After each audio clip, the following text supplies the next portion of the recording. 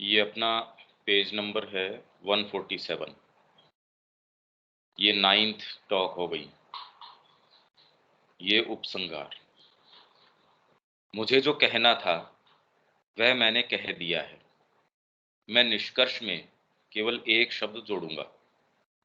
आप यह न सोचें कि मैंने आपको जो दिया है वो वह सारा ज्ञान है जिसकी आपको अपने बारे में, अपने आप के बारे में या योग के बारे में आवश्यकता है। मतलब ये स्वयं भी कह रहा है कि वो कंप्लीट नॉलेज नहीं है, वो सारी चीज़ नहीं है। उल्टे ये तो केवल एक अवस्था विशेष में आवश्यक कुछ संकेत हैं। अब बताओ कितनी सारी बातें इन्होंने करी है और ये कह रहे हैं खाली ये तो कुछ संकेत मात्र हैं। वे मुख्यतः शुद्धिकरण के लिए महत्वपूर्ण हैं, जो कि योग का पहला भाग है। शुद्धि के पूर्ण होने के बाद मुक्ति को पूर्ण करना होता है। मुक्ति पाना शुद्धि के बाद तो आसान होता है, परंतु उसके पहले असंभव है। मुक्ति से मेरा तात्पर्य लय से नहीं है। मुक्त हो जाने का मतलब ये नहीं है कि आपका लय हो गया। जनरली लोग ये कहते हैं लय हो गया उसके अंदर, जो कि प्रयास या इच्छा करने की चीज नहीं, बस उसकी प्रतीक्षा की जानी है कि जब भी ईश्वर वैसा चाहें।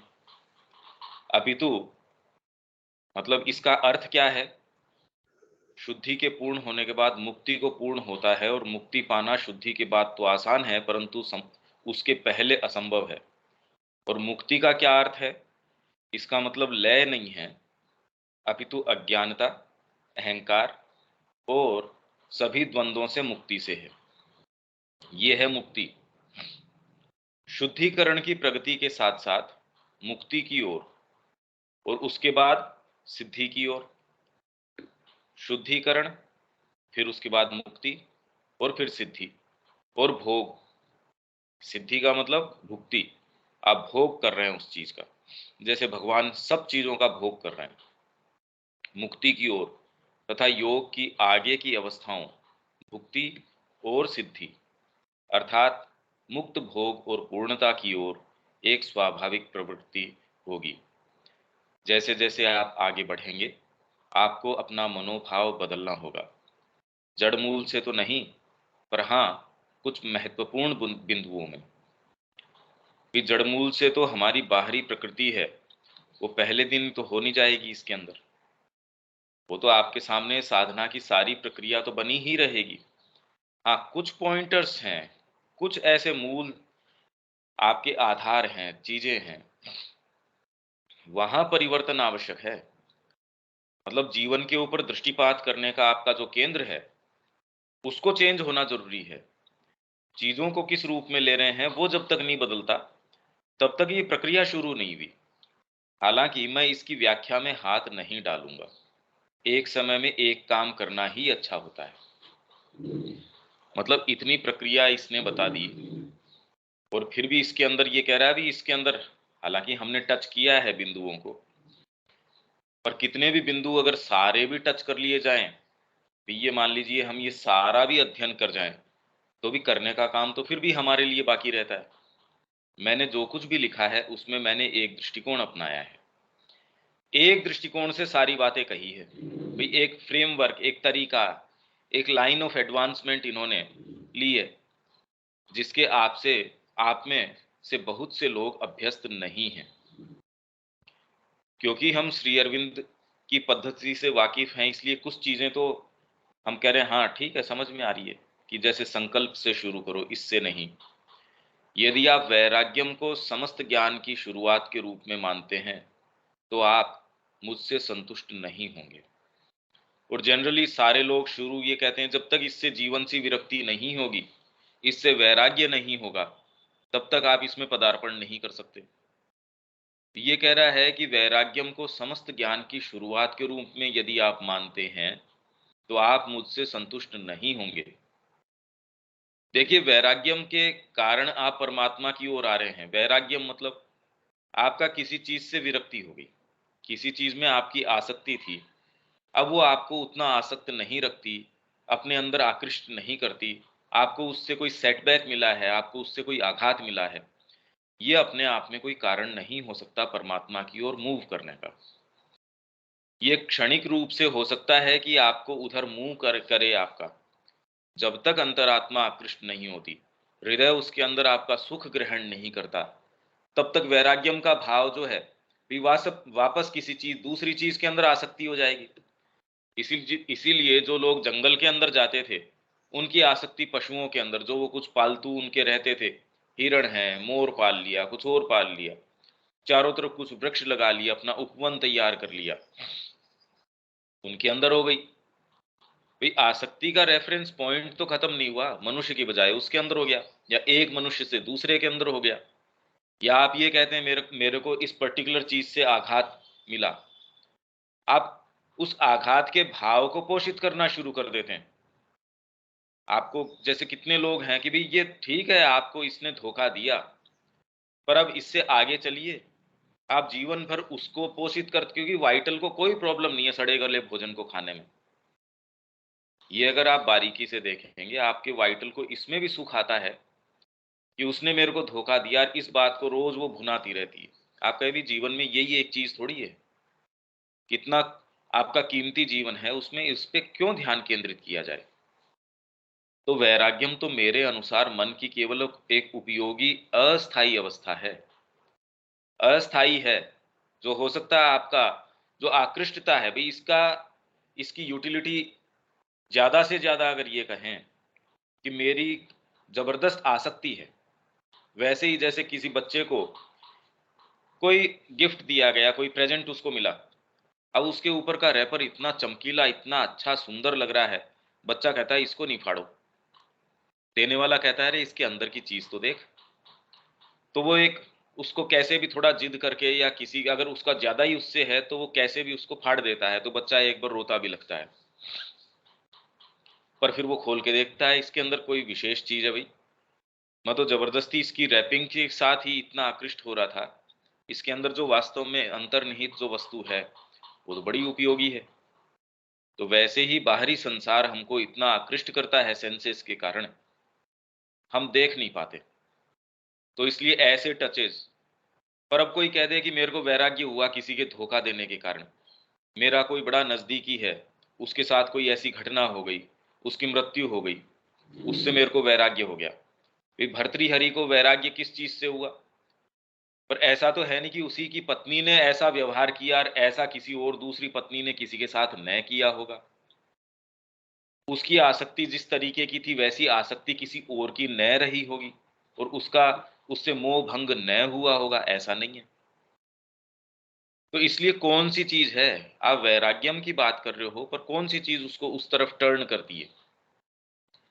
वो तो एक एक पोइज विशेष हो सकता है, एक एक काल है, एक एक अवस्था है जो अस्थाई है, जिसका उपयोग भगवान उस चीज की अस्वीकृति को प्रभावी करने के लिए करते हैं, जिससे पुराने संस्कार इतने हठ पूर्वक चिपक जाते हैं कि मात्र अभ्यास के द्वारा ही उससे अलग नहीं किए जा सकते। वो बच्चे वाला उदाहरण बिल्कुल ठीक इसके ऊपर आप लागू करके देख लीजिए। आपको पता है माँ का काम करना है, पुराने संस्कार आप कितना भी अभ्यास कर लो उससे आपके टूट नहीं रहे। वो कोई ऐसी क्रिया आएगी, कोई ऐसी चीज जो उस समय तो आप नहीं पहचानते, हो सकता है कुछ वर्ष तक आपका जो ढांचा है वो बिल्कुल छिन्न भिन्न हो जाए। तो यदि आपका वास्तव में कमिटमेंट सही है माँ के प्रति, जब आप पीछे मुड़ के देखते हैं तो आप कहते हैं भी ये तो चीज जरूरी थी, अगर मैं उसी के अंदर रमण करता रहता तो मेरा तो जीवन वहीं, मेरी अंतरात्मा की पुकार तो वहीं नष्ट हो जाती। ये डीपर चीजें हैं, देखिए इनको एक्सप्लेन नहीं किया जा सकता जब तक कि आप इस मार्ग पे न चलें। ज्ञानम शुद्धि और मुक्ति के लिए अत्यंत आवश्यक है, और यदि आप इसके अंदर हैं तब तक ये आ नहीं सकता। तो वैराग्यम जो है, हालांकि वो कोई सच्ची शुरुआत नहीं है और उससे आ नहीं जाता, और हर जने को जिसको वैराग्य जो क्षणिक है, कोई किसी की भी मृत्यु होती है वहां जाके देखो कैसे, जिसको मरघटी वैराग्य कहते हैं ना, उससे बाहर निकले फिर वही सारी चीज, तो उससे कोई विशेष फर्क नहीं पड़ता। ज्ञानम शुद्धि और मुक्ति के लिए अत्यंत आवश्यक है, लेकिन या तो अभ्यास या फिर वैराग्य को ज्ञानम के साथ साथ तब तक चलना चाहिए जब तक कि मन स्थिर नहीं हो जाता, और ज्ञान को अपना खुद का काम नहीं करने करने देता।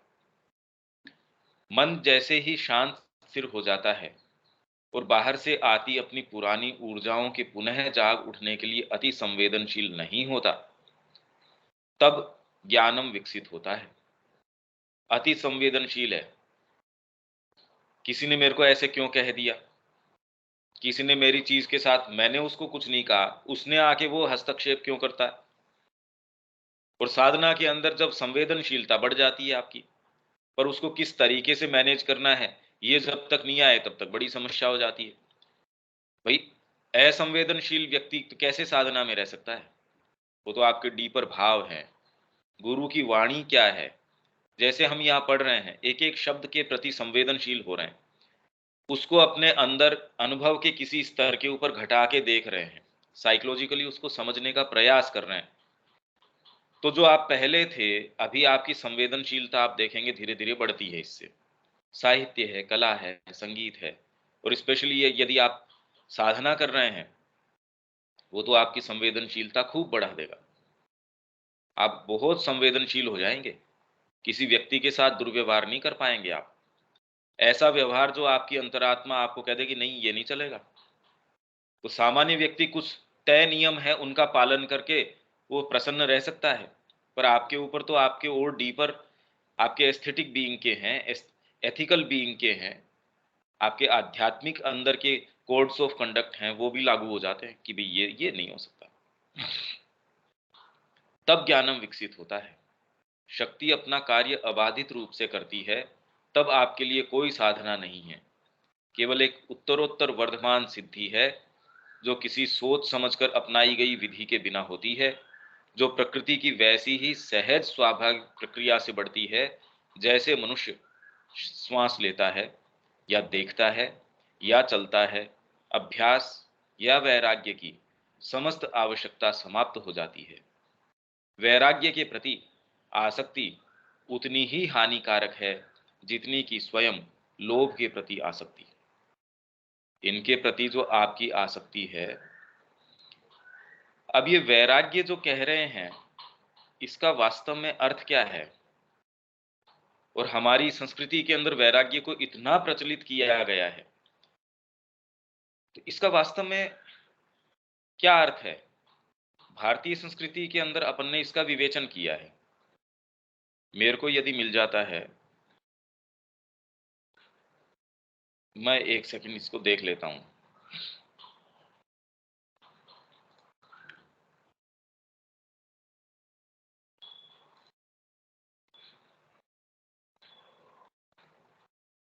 कि इस संस्कृति के अंदर ये कहा गया है कि भी जगह जगह आप कहीं भी बात करेंगे, ये कह रहे हैं वैराग्य से आप शुरू करते हो, ये सही नहीं है। और मां श्री अरविंद इसका कहीं प्रतिपादन नहीं कर रहे। माता जी तो बिल्कुल इसके विपरीत है कि यदि आपके ये भाव है कि वैराग्य का, अगर आप में लगता है कि मेरी कोई चीज छूट रही है, मेरी कोई ऐसी चीज है जो चेरिश्ड चीज, मेरी कोई पोषित चीज है, उसका मैं वैराग्य से उसको दूर कर रहा हूं या दूर होना पड़ रहा है, तो इसका मतलब आप एक चेतना के सही के ऊपर नहीं है। इसका ये अर्थ है।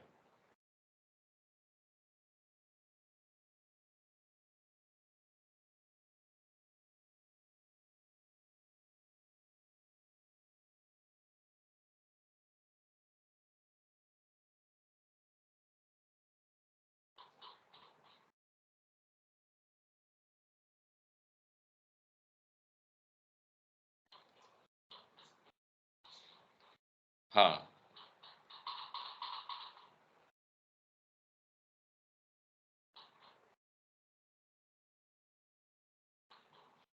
ये अपनी जो भारतीय संस्कृति की पुस्तक आपके पास है कमेंट्री वाली, उसका पेज 76 है।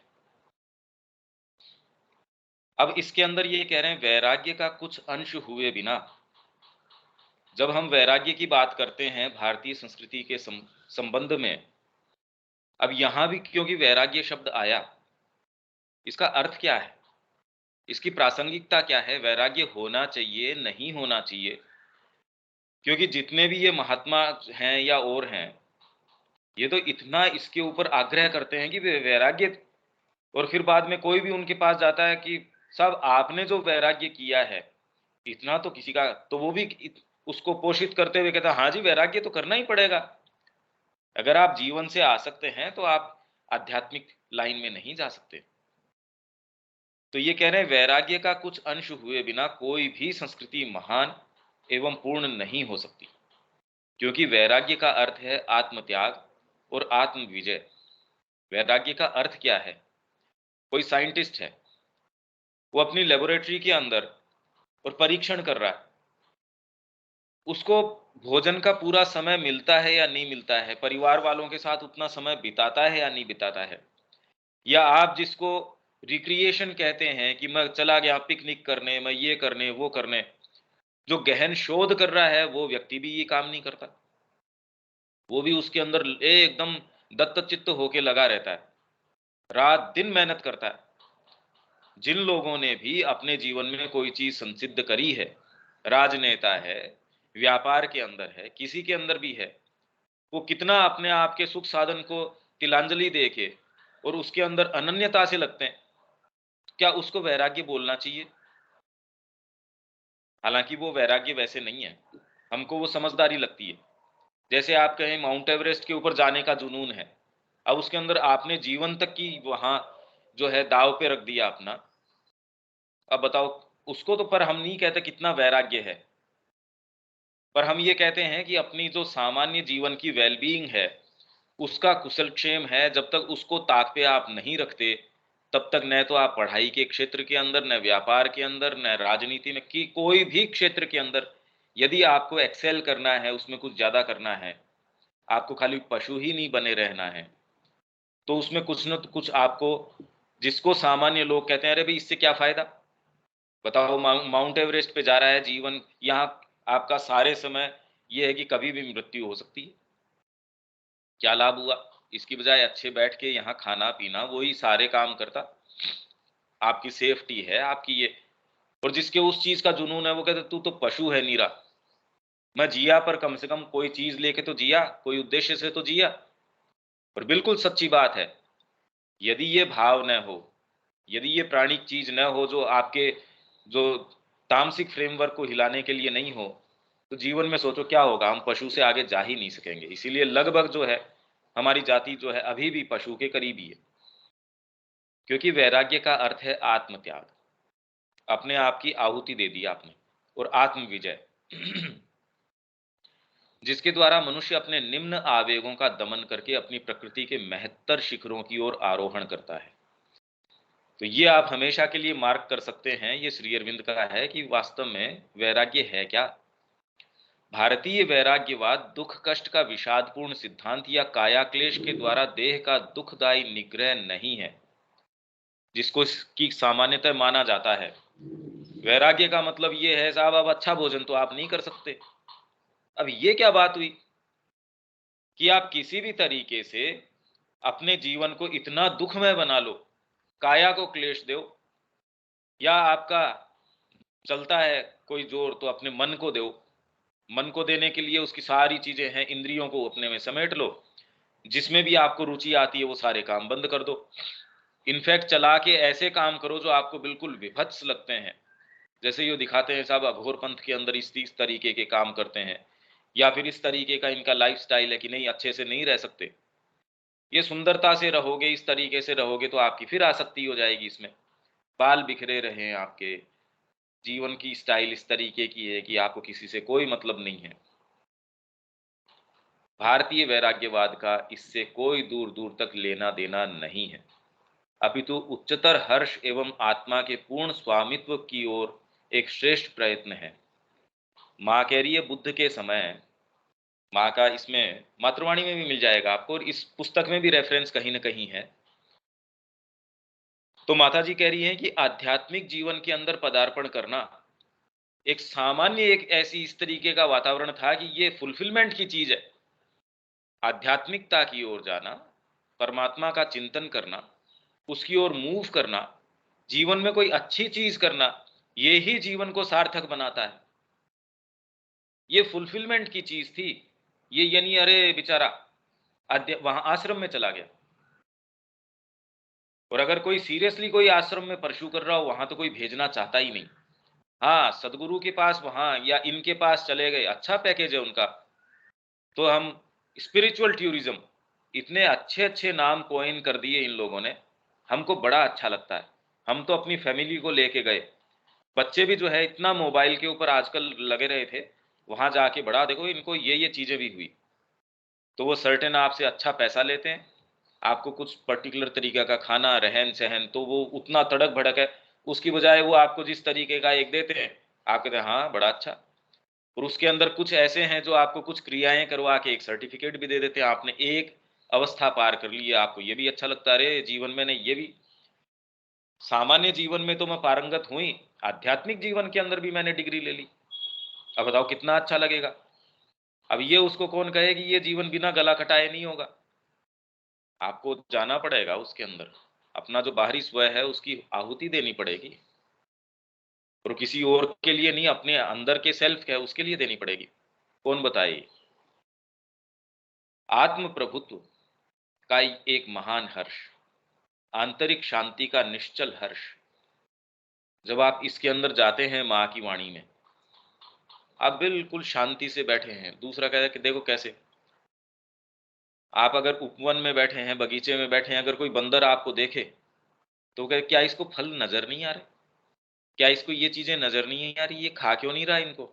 अब उसकी चेतना को कौन समझाए कि मैं जिस आनंद के अंदर हूं, उसकी तेरी चेतना के अंदर ही कल्पना नहीं हो सकती।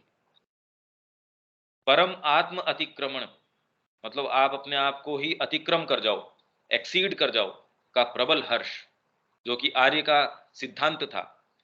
आर्य जो बोलते हैं, आर्य का मतलब है हमेशा आप जिस भी स्थिति के अंदर हैं वह आत्म अतिक्रमण। और जब आप ये करते हैं तो प्रबल हर्ष। अब इस ये हर्ष है किसको, दूसरे को आप कैसे बता सकते हो। यदि आप बाहरी सेल्फ के ऊपर कॉन्सेंट्रेटेड हैं, आपको कभी ये वाला हर्ष आ ही नहीं सकता।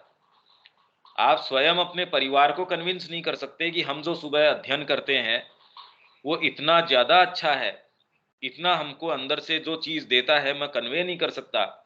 आप अपने परिवार तक को ये बात नहीं बता सकते, और उनको ये कन्विंस नहीं कर सकते कि अरे सुबह कोई दिक्कत नहीं है, सुबह उठो और थोड़ा बैठो इसके अंदर। उसके अनुभव के मर्म है, केवल एक देह से विमोहित अथवा बाह्य जीवन और उसके व्याकुल प्रयत्न एवं अस्थायी परितृप्तियों में अतिशय आसक्त मन ही। ये भाषा जिस तरीके की, देह से विमोहित, जबरदस्त देह से आसक्त हो आप तो। इसलिए वो कह रहे हैं गीता कि देहाभिमानी, मेरे एक देह है। अगर ऐसा कोई व्यक्ति है, वो वास्तव में वही मैंने आपको बताया रविन्द्रनाथ टैगोर का, वो नाटक देख रहे थे, उस नाटक के अंदर उसको वृंदावन में प्रवेश नहीं करने दिया गया, कहा गया तूने चोरी करी है। वो बड़ा अचंभित हो गया, जैसे आप कहीं जा रहे हैं आपको कहे आप चोर हैं, मैं कैसे चोर हुआ, मेरे पास क्या चीज है भाई। तब उसको टटोला गया, तो उसने एक गट्ठर दबा रखा था, और वो गट्ठर उसके स्वयं का था। मैं वृंदावन में प्रवेश कर रहा हूं, मेरी ये गुण है, मेरे ये अवगुण है, मेरा ये सोच, मेरा दृष्टिकोण, मेरा जीवन को देखने का नजरिया, मेरी साधना, मैं माँ का आस्वादन करूं, ये कोई साधना नहीं है। मैं चेतना का आस्वादन करूं, ये कुछ नहीं है। ये आप अभी भी खाली, ये तो समझदारी है भैया, आप पत्थर की बजाय कोई अच्छी चीज ले रहे हैं, ये ऐसा ही है। पर ये कोई परिणति नहीं है, ये कोई फुलफिलमेंट नहीं है। माँ मेरा आस्वादन करें, माँ मेरे को काम मिले उन्मुक्त रूप से, ये एक सच्ची चीज हो सकती है।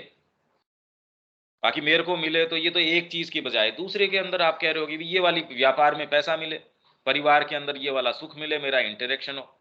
तो साधना के अंदर अगर मैं गया ही हूं तो भी इसमें भी तो कुछ मिलना ही चाहिए, खाली हाथ तो इसमें भी नहीं रहना चाहिए। पॉलिसी बड़ी अच्छी है, काम नहीं करती। तो देह से विमोहित, बाह्य जीवन और उसके व्याकुल प्रयत्न सारे दिन लग रहे हैं, कितनी दुश्चिंताएं लग रही है कि इस व्यापार का क्या होगा, इसका क्या होगा। आपका यही नहीं पता कि आज ऑफिस पहुंचोगे या नहीं, कैसी कैसी आपदाएं हैं, कैसी कैसी बीमारियां चल रही है, और फिर भी प्रयत्न कर रहे हैं। वो चोरी कर रहा था, सारे दिन डाका डाल रहा था, उसने कहा कि भी तू इतना क्यों करता है परिवार के लिए। अरे जाके पूछ के आओ उनको कि भागीदारी करेंगे क्या इसके अंदर। अरे वो तो कह रहे नहीं, तेरे पाप में हम भागीदार थोड़ी हैं। अंगुलीमाल की जो कहानी थी, या आदर्शात्मक उच्च या परितृप्तियों में अतिशय आसक्त मन ही वैरागी के प्रयत्न की श्रेष्ठता या आदर्शात्मक उच्चता से इनकार कर सकता है। इसलिए जब आप वैराग्य से श्रिंक करते हैं, ये वाली चीज है, क्योंकि जीवन में आपकी आसक्ति है। वैराग्य से आपको लगता है मेरी ये चीजें छूट जाएंगी, तो आपको कोई मना नहीं कर रहा। माँ के पास एक लेडी आई, तो माँ बता रही थी कि सुप्रामेंटल के अंदर आपको भोजन की, इनकी कोई आवश्यकता नहीं है, आपको रस की, इनकी ऐसी कोई प्रक्रिया की आवश्यकता नहीं। तो उसको बड़ी चिंता हो गई कि माँ भोजन नहीं रहेगा उसमें, फिर जीवन के अंदर बचेगा क्या। तो माँ ने कहा चिंता मत कर, पशु पशु ही रहेंगे। हाँ, बस ये है कि मनुष्य जो उनके ऊपर अत्याचार करता है उसमें रिलीफ आ जाएगी। अरे भाई, मनुष्य आने से पशु लुप्त थोड़ी हो गए, तो तेरे जैसे पशु हैं वो फिर भी रहेंगे, तू भोजन के अंदर रमण करती रहना आराम से, तेरे को चिंता की आवश्यकता नहीं है। तो उसको ये नहीं समझाया जा सकता कि ऐसी कोई अवस्था है, भोजन में इतनी ज्यादा वो संलग्न है, उसका जीवन का केंद्र ही भोजन है, उसका क्या हमारा सारों का कौन सा कोई शिफ्ट हो गया। तो इसलिए जब जैसे ही वैराग्य की या हम ये बात करते हैं, ये वाले हिस्से अलार्म्ड महसूस करते हैं कि उनकी कोई निधियां हैं वो उनसे छूटी जा रही हैं। कौन सी चीज उससे चली जाएगी? मेरी आसक्तियां, मेरे परिवार, मेरे सेंसेशंस, जो सेंसेशंस से मैं इतना कुछ लेता हूं। कहने का मतलब मेरा जो अहम है, उसका जो इंटरेक्ट करने का तरीका है, उसका अपनी परितृप्ति लेने का तरीका है, वो छूट जाएंगे। ठीक ही बात है। यदि आप अध्ययन करते हैं, पढ़ाई करते हैं, कौन सी चीज छूट जाएगी? मूर्खता छूट जाएगी। जीवन को आप जिस तरीके से देखते थे वो छूट जाएगा। ये तो ठीक ही बात है। किंतु सभी आदर्श अतियों और पथ भ्रष्टताओं के दौर को झेलते हैं। कोई भी आदर्श आपने अपनाया, देश सेवा का भी अपनाया, तो उसके अंदर अतियां और पथ भ्रष्टता तो आपको महसूस होती ही हैं। कितने कितने अनशन भी करने पड़ते हैं, जेल भी जाना पड़ता है, पता नहीं क्या क्या काम करने पड़ते हैं, सरकार के विरोध में नारे भी लगाने पड़ते हैं आपको, क्या क्या नहीं कर बैठते। अभी तो राजनीति के कारण जो है, छिछली राजनीति के कारण कैसी चीजें कर लेते हैं, सामान्य जीवन में हम नहीं करते वैसी। तो कोई आदर्श आपने लिया है कि मेरे को ये काम करना है, तो उसके लिए अतियां, एक्सट्रीम्स के ऊपर क्या वो दौर नहीं झेलने पड़ते? व्यापार के अंदर एस्टेब्लिश के अंदर करने के लिए आपको कितनी एक्सट्रीमिटीज के ऊपर जाना पड़ता है, आप देखिए। सुबह से लेके शाम तक ट्रेवल कर रहे हैं, शाम को फिर वापस घर आ रहे हैं। हो सकता है 2 दिन तक भोजन ही न मिले। हो सकता है कोई ऐसी सिचुएशन के अंदर हो कि वहां आपको जैसा भोजन है वो सामान्य व्यक्ति करता ही नहीं। वे जो मनुष्य जाति जाति के लिए सर्वाधिक दुष्कर होते हैं, उनसे वह सर्वाधिक पीड़ित होती है। और वैराग्यवाद एक धर्मांध आत्म यंत्रणा का, प्रकृति के कठोर दमन का, जगत से ऊबकर पलायन का, या जीवन के संघर्ष के आलस्यपूर्ण त्याग और हमारे पुरुषार्थ से अपेक्षित उद्यम से दुर्बलतापूर्ण निवृत्ति का रूप ग्रहण कर लेता है। सेंटेंस बड़ा मुश्किल है, पर जो लाइट हमने जो पहले इसके ऊपर बात करी, उसके अंदर आप ये मानिए कि आत्मयंत्रणा बहुत तकलीफ पा रहे हैं वैराग्यवाद के कारण। भाई वैराग्य तो अपनाना ही पड़ता है, लहरें तो बहुत उठ रही है, पर नहीं नहीं क्या करें। प्रकृति का कठोर दमन जब आप करते हो तो उससे कितनी तकलीफ होती है। या जगत से ऊब कर पलायन, ऊब कर किया है आपने, आकृष्ट नहीं हो माँ के प्रति आप, तो जब वो ऊब खत्म हो जाएगी, किसी और चीज के अंदर आपकी लालसा लग जाएगी, उसमें लग जाओगे आप, वैराग्य तो चला गया उस समय। जीवन के संघर्ष के आलस्य पूर्ण त्याग, अरे भाई ये इतना मेरे से नहीं होता। ऐसी कोई व्यवस्था है, माँ मेरे को 2-4 घंटे का काम दे दे, या मेरे को अच्छे से खाना पीना भोजन, उस सारे की सिक्योरिटी हो गई। बस उसके अंदर पिसते रहो, बस आराम से करते रहो अपना जो है, सड़ते रहो वहां, क्योंकि आप वहां गए ही नहीं उस काम के लिए। तो आलस्य पूर्ण त्याग, अरे भाई ये काम मेरे से नहीं होता। और हमारे पुरुषत्व से, जो हमारा जो अंदर पुरुषत्व है, जो मैनहुड है, उससे जो अपेक्षा की जाती है उद्यम, ये काम करो, उठो और इस चीज के लिए लगो, उससे दुर्बलतापूर्ण निवृत्ति, अरे भाई ये वाली काम, ये चीज तो आप हमसे डिमांड गलत कर रहे हैं। माँ के नहीं, ये सत्र कर लेंगे, ये काम कर लेंगे। ये जो उद्यम की आप मांग कर रहे हो कि ये वाला काम करो, अरे ये तो नहीं होता। भाई जैसे मैंने कहा, इसके नोट्स बनाओ, अब ये तो कोई ऐसा उद्यम भी नहीं है कि इसमें कोई दूसरी चीज लानी है, एक पेंसिल है, एक कॉपी है। ये वाली जो है आलस्यपूर्ण चीज है, इसके अंदर आपको त्याग किस चीज का, आलस्य का त्याग करना पड़ेगा, फोकस करना पड़ेगा। इतने के लिए भी हम करने के लिए तैयार नहीं है। तो इसलिए प्रकृति हमारे साथ जो कर रही है वो कर रही है। भाई हमारा माइंड हमको आभास देता है कि हम साधना कर रहे हैं, माँ का पढ़ रहे हैं, ये कर रहे हैं, पर हमारी वस्तु स्थिति क्या है, और उसके कारण हम वहीं अटके हुए हैं।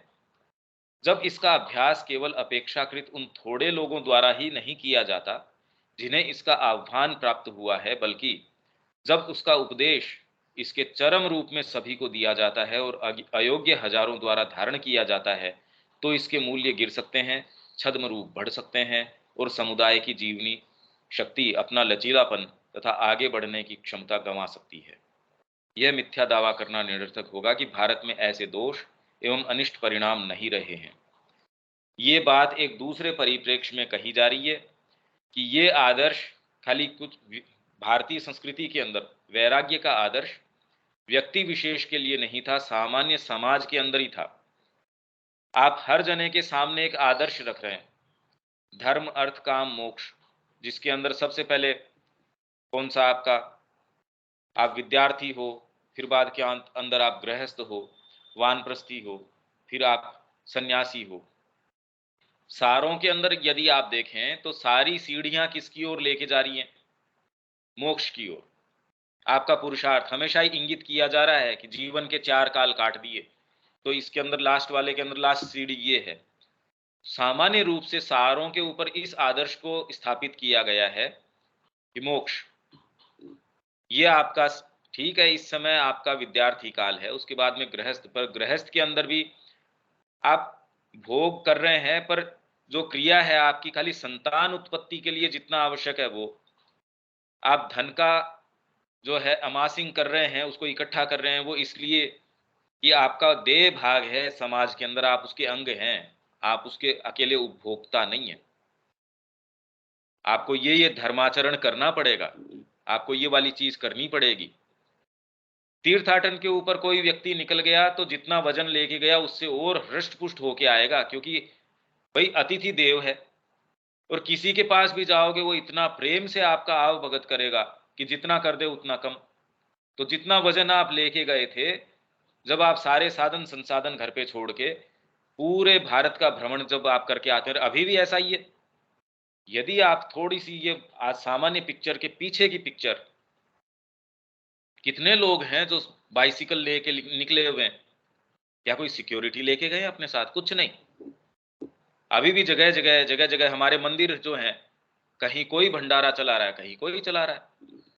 और आप कहीं जाते हैं और वास्तव में आप सच्चे व्यक्ति हैं, तो उस लोकेलिटी में, उस गांव में वो बड़े आप प्रेम से आपको, हाँ, जो जिसको आप सभ्य समाज कहते हो वो आपको आश्रय नहीं देगा।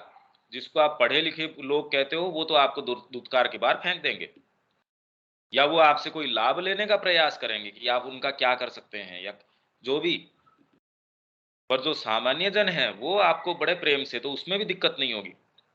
वैराग्यवाद के आदर्श को मैं मानव जीवन की समस्या के सुनिश्चित हल के रूप में अस्वीकार नहीं करता, परंतु इसके अतिरंजित रूपों के पीछे भी प्राणिक अतिरंजनों की अपेक्षा, जो कि पाश्चात्य संस्कृति के विपरीत दोष हैं, कहीं महत्तर भावना विद्यमान है। देखो ये ज्यादा गहनतर विषय है, इसके ऊपर यदि अपनी कमेंट्री,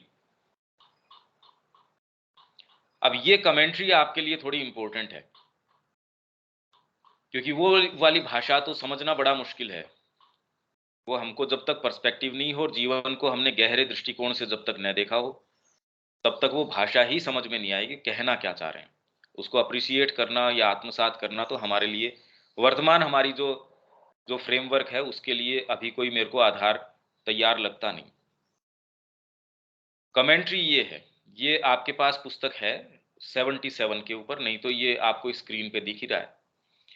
इस आम धारणा, ये एक सामान्य धारणा है क्या, कि भारतीय संस्कृति जीवन से पलायन करने पर ही बल देती है।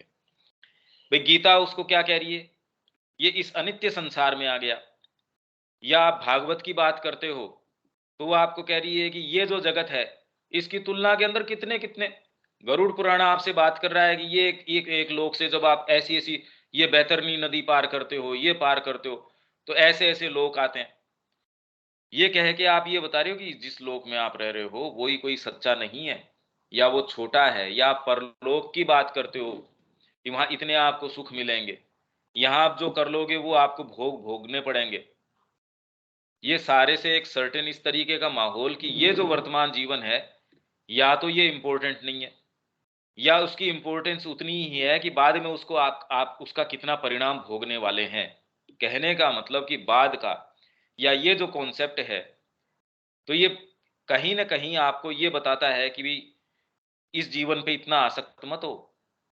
तो ये एक आम धारणा बन गई कि ये जीवन से पलायन करने पे बल देती है। इसका मुख्य कारण यह है कि इस संस्कृति के सर्वांगीण स्वरूप को न जानकर, अज्ञानतावश या पूर्वाग्रह से ग्रसित होकर, या फिर जीवन के विषय में घोर भौतिक सुखवादी दृष्टिकोण के कारण इसी पक्ष से सर्वाधिक प्रभावित होकर बौद्ध धर्म और शंकरवाद को ही इस संस्कृति का सब कुछ मान लेना। हालांकि अपने आप प्योर रूप से बुद्ध की हम पद्धति देखें या शंकर की देखें, वो इस दृष्टिकोण से नहीं देखते, जिस जिस तरीके से उसका चारों तरफ प्रसार प्रसार किया गया है। अगर शंकर वैराग्य की बात करते हैं और ये कह रहे हैं कि ये माया है, मिथ्या है, ये अनित्य चीज है, फिर भी छोटे से जीवन काल के अंदर जितना घोर कर्म इन्होंने किया है, शायद ही किसी ने किया हो। पूरे हिंदुस्तान के अंदर मठों की स्थापना कर दी, सारों को कन्वर्ट कर दिया।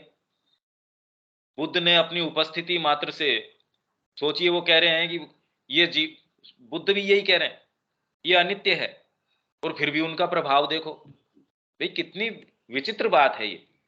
इसलिए हम उसके रूप पे न जाएं, उसके मूल भाव पे जाएं। तो वो भी एक तरीका है। रियलिटी है, कोई सुप्रीम रियलिटी है, जब आप एक पक्ष से उसको देखते हो तो वैसी नजर आती है। क्या बात है इसमें? भाई आप कोई मीटिंग में बैठे हैं, एक एंगल से आप फोटो लेंगे, वैसी नजर आएगी, उसमें क्या बात है? पर अब हाँ, गलती इसमें है कि आप ये कहो यही सर्वांगीण पिक्चर है, पूरी पिक्चर आ गई इसके अंदर, और यही वाले एंगल से देखो। और इनफैक्ट सेमेटिक रिलीजन तो ये कहते हैं इसी एंगल से देखोगे नहीं मार डालेंगे आपको।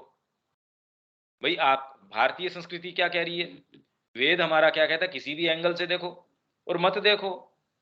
भाई आंख बंद करके अपने अंदर अवगाहन करो। तो आप उसको आस्तिकवाद, नास्तिकवाद, एकेश्वरवाद, बहुईश्वरवाद, किसी भी वाद से देखो, और आप सारों को भी समाहित कर लोगे तो भी आप उसके पास नहीं पहुंच सकते, क्योंकि वो इनसे परे है। नेति नेति, और ये सारे भी हैं इति इति। और इन इति और नेति हमारे सारे जो अवधारणाएं इनसे बिल्कुल परे है। और हम परे कह के भी उसको ये सीमित नहीं कह सकते कि वो एक कीड़ा नहीं बन सकता।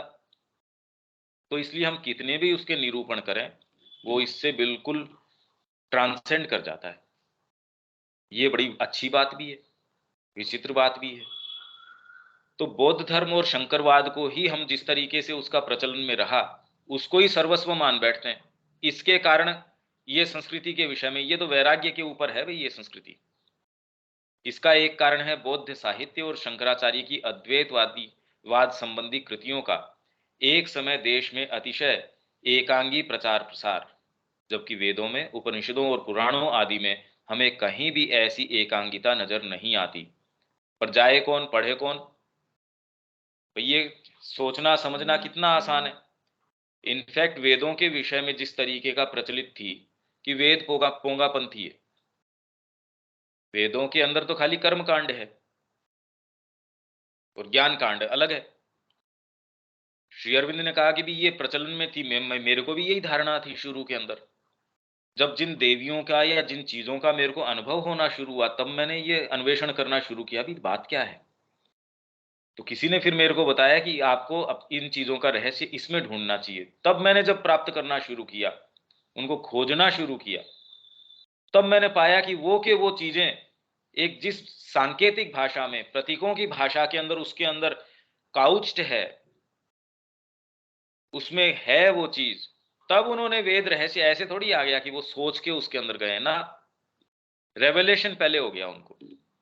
फिर बाद में उन्होंने, मैंने पहले भी आपको बताया, भाषा विज्ञान की कसौटी के ऊपर उतारा, इतिहास की कसौटी के ऊपर कि पुराणों में क्या इस तरीके से वर्णन है, इस कसौटी के ऊपर उतारा, स्वयं अपने अनुभव के ऊपर उतारा, क्या ये अनुभव भारतीय संस्कृति में औरों को भी क्या ऐसा रहा?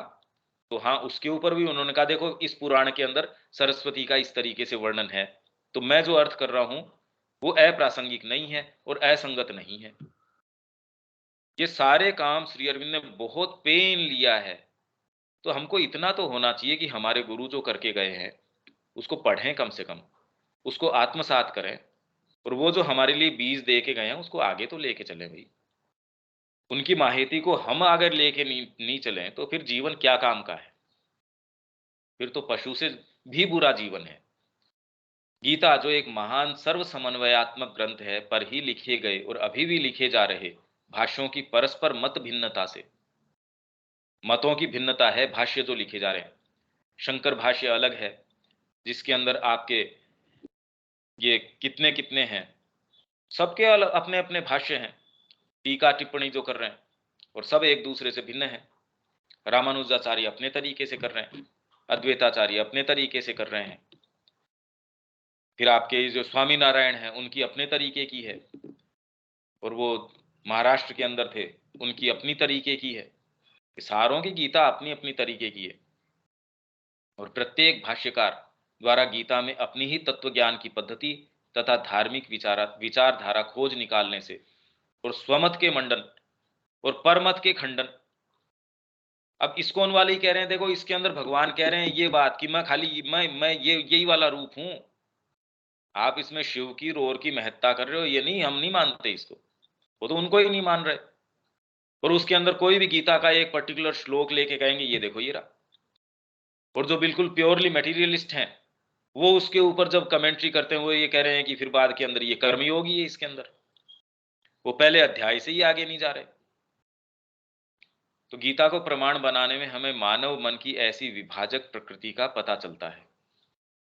ये क्यों बताया गया कि जब वैराग्य क्यों दिखता है हमको, एक गीता की कमेंट्री और ऐसे ऐसे दिग्गज कर रहे हैं, शंकराचार्य है, दूसरे रामानुजाचार्य है, कितने लोग जो अपने अपने तरीके से उस पर कमेंट्री कर रहे हैं। फिर बाद में तिलक की भी है, औरों की भी है। गीता के ऊपर तो जितनी टीकाएं हैं, शायद ही कोई दूसरी चीज पे होगी, और कोई भी दूसरा एक दूसरे से साम्य के ऊपर नहीं है। अपने मत को मंडन कर रहा है, दूसरे मत का खंडन कर रहा है। अगर एक पुस्तक का ये हो सकता है, तो भारतीय संस्कृति के विषय में अगर अलग अलग बातें हों, उसमें बात ही क्या है? तो उसके अंदर अगर आप ये कह दें कि ये तो वैराग्यवाद सिखाती है, ये तो सही नहीं है। जो कि सर्वांगीण सत्य को पकड़ पाने में अक्षम है।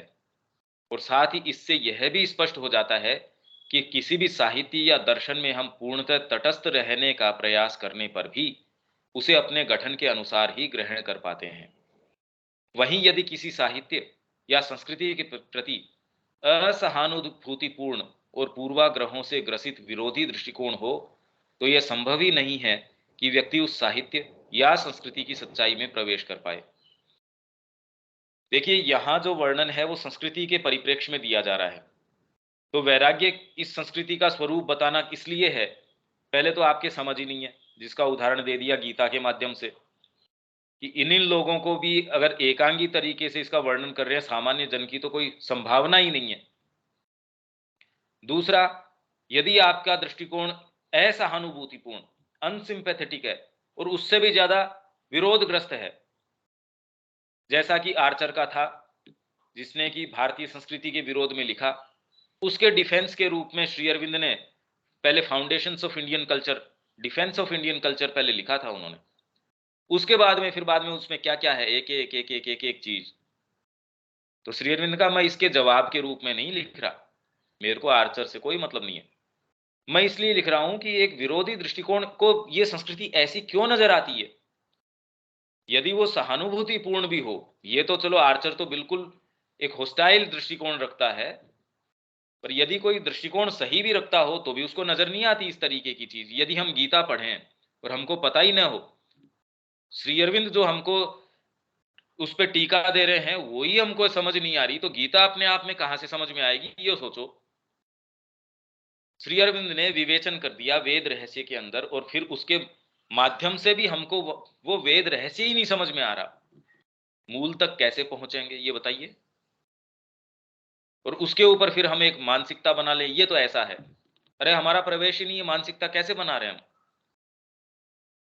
भारतीय संस्कृति पर केवल जीवन से पलायन को ही महत्व देने का आक्षेप सर्वथा मिथ्या और अतिशय कथन है, एग्जाजरेशन है ये। क्योंकि पलायन का ही उद्देश्य रखना और फिर मानव जीवन को चार पुरुषार्थों में ढालकर क्रमबद्ध रूप से उसका विकास साधित करना, ये मैंने पहले भी आपको कह दिया, पर यहां भाषा में ढाल दी गई ये चीज, चार पुरुषार्थ,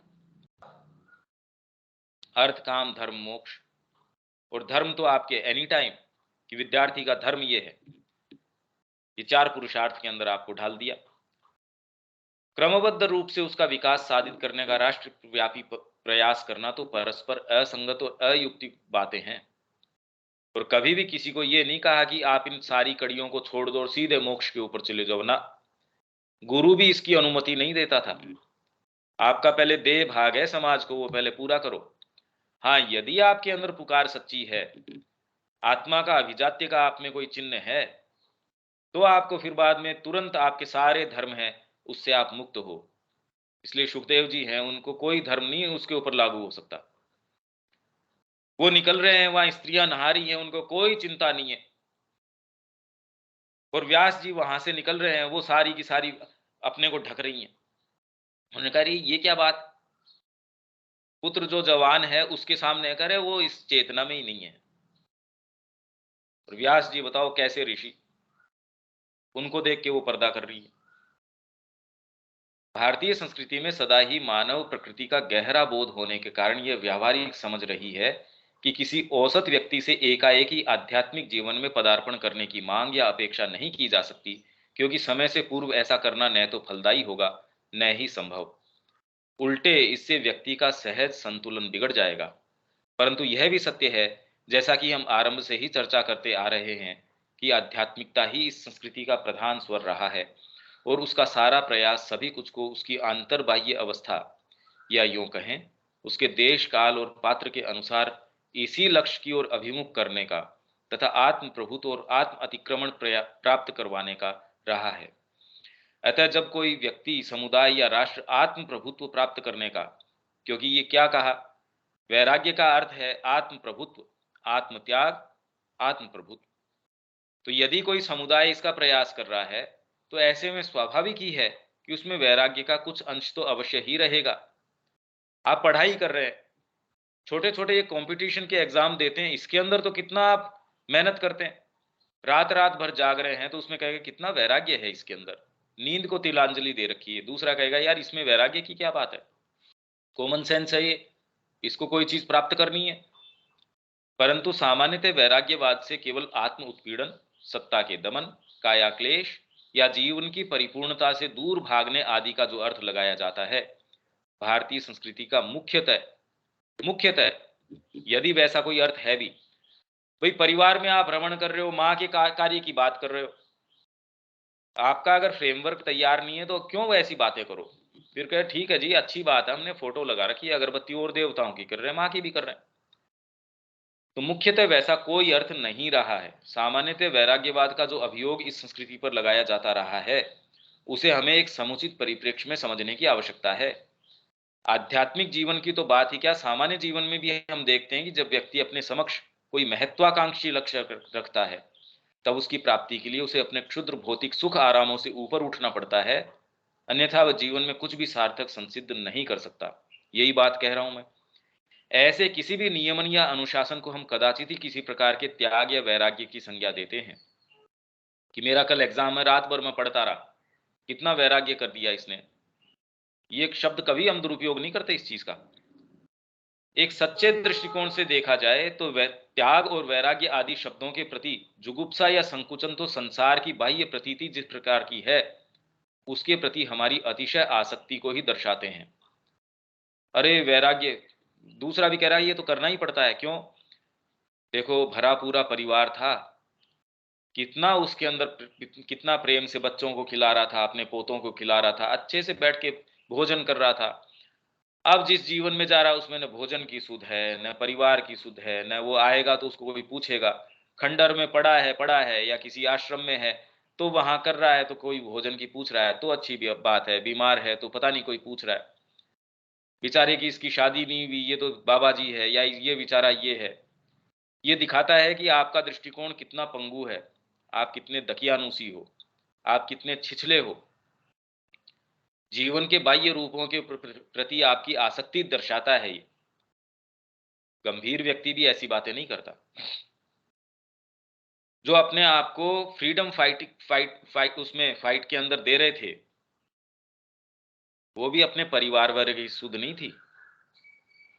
क्या कहें उसको, वो उन्होंने परिवार का सुख लिया कैसे? छोटे छोटे बच्चे, उनको वहीं फांसी के ऊपर चढ़ा दिया। उस समय क्या सुख था उसके अंदर? ऐसों के अंदर अगर वो कहे परिवार का सुख, तो बताओ देश सेवा भी हो सकती है क्या? हम बात करें परमात्मा की। आप अपने राष्ट्र के लिए भी जीना चाह रहे हो, उसमें ही अगर अपने सुख की इनकी कामना करते हो, जब तक आपके छोटे से सुख को राष्ट्रीय सुख में नहीं मिला देते, छोटे से आदर्श को विशालतर आदर्श में नहीं मिला देते, छोटे से अहम को विशालतर परमात्मा में नहीं मिला देते, आप अपने व्यक्तित्व को मां में नहीं मिला देते, तब तक आपको लगता है मेरा लय हो जाएगा। इसलिए ईगो डरता रहता है, पता नहीं मेरा क्या बिगड़ जाएगा। अरे क्या बिगड़ जाएगा? तेरा छोटापन है वो चला जाएगा। जब व्यक्ति को अपने बाहरी स्वरूप में यह संसार इतना महत्वपूर्ण आकर्षक लगता है कि किसी भी कीमत पर वह इसे छोड़ना ही नहीं चाहता, तभी उस इससे विच्छिन्न होने के विचार से वैराग्य या त्याग जैसी भावनाएं उठती हैं। अन्यथा यदि व्यक्ति को अपनी सत्ता की गहराइयों में, अपनी आंतरिक सत्ता में आनंद की अनुभूति हो रही हो, तब ऐसे में किन्हीं निम्नतर सुखों को छोड़कर जीवन के गहनतर सत्यों की ओर गति करना तो महज परम बुद्धिमत्ता का सूचक है। बुद्ध से पूछा जब वो भिक्षा लेने गए, जी अब इसके लिए आपके बेटे के लिए क्या आज्ञा है? उन्होंने कहा अगर तूने पूछ लिया यूं तो मैं नहीं बताता। बौद्ध भिक्षु बना दे, इसको शिष्य बना दे मेरा।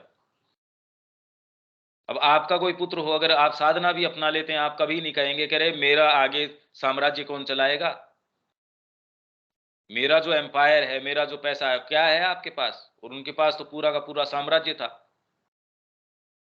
तो आपके अगर क्लैरिटी नहीं है बुद्धि के अंदर, तो आप ये विभेद में रहेंगे, अरे मैं कहाँ आ गया, मैं ये यहाँ हूं वहां हूं। किसी पत्थर के बदले किसी यदि किसी को बहुमूल्य मणि की प्राप्ति हो रही हो, तब इसमें किसी प्रकार के त्याग या वैराग्य का तो कोई प्रश्न ही नहीं उठता। ये श्री माता जी के वचन है। हमारे योग में त्याग के लिए कोई स्थान नहीं है। तो यदि आपको कोई व्यक्ति कहता है कि देखो त्यागी हो जी आपने बड़ा त्याग किया है, इसका मतलब वो सच्ची चेतना में नहीं है। और यदि ये सुन के आपको अच्छा लगता है, तो आप भी सच्ची चेतना में नहीं हो। इसमें त्याग का कोई स्थान ही नहीं है। उसके विशुद्ध भाव के अनुसार इसका अर्थ है पवित्र उत्सर्ग, ऑफर करना। मतलब त्याग अपने आप में, जब सेक्रीफाइस का अर्थ क्या है?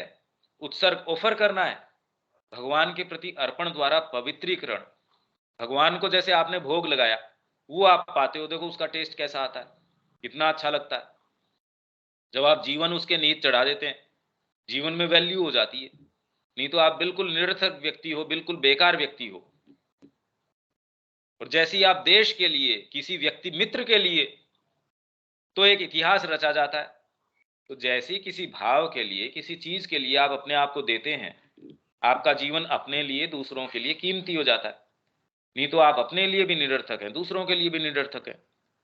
परंतु आजकल के अनुसार त्याग ऐसी वस्तु है जो विनाश के लिए प्रवृत्त है। त्याग मतलब आपकी जो भी आपकी पोजेशंस है, उसको आपसे छूटना। यह अपने साथ एक अभावात्मक अभाव हो गया, अब इससे वातावरण लिए रहता है। इस प्रकार का त्याग परिपूर्णता नहीं है, यह तो आत्मवंचना है, आत्मवध है। ये आप इसके बारे में पूरा पढ़ सकते हैं मातृवाणी के अंदर, तीसरा वॉल्यूम, इंग्लिश के रेफरेंस दिए हैं पन्ने 114 पेज। धम्मपद पर अपनी एक चर्चा में आ गई वही बात। वे कहती हैं इस पूरी शिक्षा में एक बात ध्यान देने योग्य यह है, वह यह है कि तुमसे कहीं यह नहीं कहा गया कि अच्छी तरह जीवन बिताना, अच्छी तरह सोचना समझना किसी संघर्ष या किसी त्याग का परिणाम है। इसके विपरीत यह एक आनंदपूर्ण स्थिति है। तीसरे वॉल्यूम के अंदर माँ जब कमेंट्री कर रही है धर्मपद के ऊपर, उसमें वो ये कह रही हैं, इसके विपरीत यह एक आनंदपूर्ण स्थिति है जो सभी कष्टों को दूर करती है। जब आप परमात्मा के साथ एक होते हैं, जब आप उसके अंदर एंटर करते हैं, तब आप सच्चे आनंद में होते हैं। इनफैक्ट त्याग अगर अगर इस दृष्टिकोण से देखे जाए तो एक सामान्य व्यक्ति बेचारा त्याग कर रहा है, जो पशु के जैसे जी रहा है, जिसके आपकी निधियां इस तरीके की हैं, वो न खोजने की बजाय आप लोअर उसके डायनेमिज्म पे काम कर रहे हो। अगर कहें तो ये त्याग की भले स्थिति हो सकती है। उस युग में, बुद्ध के काल में, आध्यात्मिक जीवन यापन करना एक हर्ष की, आनंद की अवस्था थी, अत्यंत प्रसन्नतापूर्ण स्थिति थी, जो तुम्हें संसार की सभी विपत्तियों से मुक्त करती थी, सभी दुख कष्टों, सभी दुश्चिंताओं से छुटकारा दिलाकर तुम्हें प्रसन्न, संतुष्ट, परितृप्त बनाती थी। आधुनिक युग के जड़वाद ने आध्यात्मिक प्रयास को एक दुखपूर्ण प्रयास और एक बलिदान, जीवन के सभी तथाकथित सुखों के एक कठोर त्याग का रूप दे दिया है। मां का ही चल रहा है।